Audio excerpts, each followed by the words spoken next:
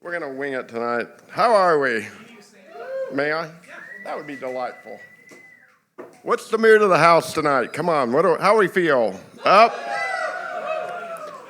While we're waiting on this intermission, I was thinking, what did we feel like back in November? What did we feel like back in, Mother Nature wrecked a few of them back in like February, but, have we been up? Have we been down, And a lot of times when I open, I'm kind of winging this right now, but when I open, sometimes I'll run my poems by Joel and say, what do you think?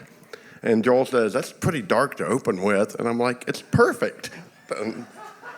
So as opening poet, I never know, should I be dark or should I read from where the sidewalk ends or should I jump off of the end of that? So, yes, I volunteer to go first. And if I go first, I've got a few extra things to say. So first of all, give it up for the 4 pillars.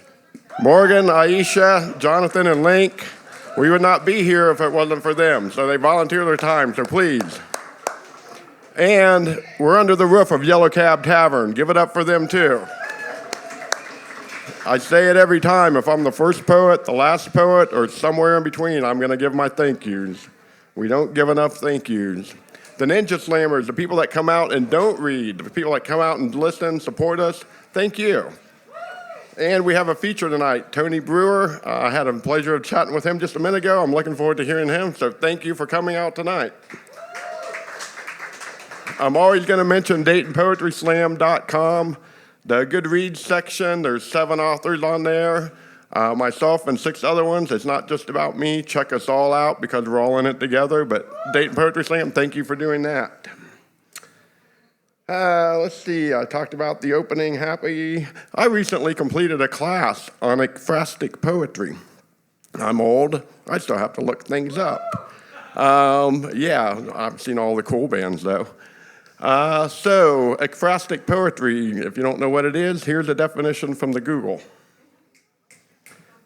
Ekphrastic poetry is a form where a poem is a form of poetry where a poem is inspired by or responds to a work of visual art like a painting, sculpture, or photograph.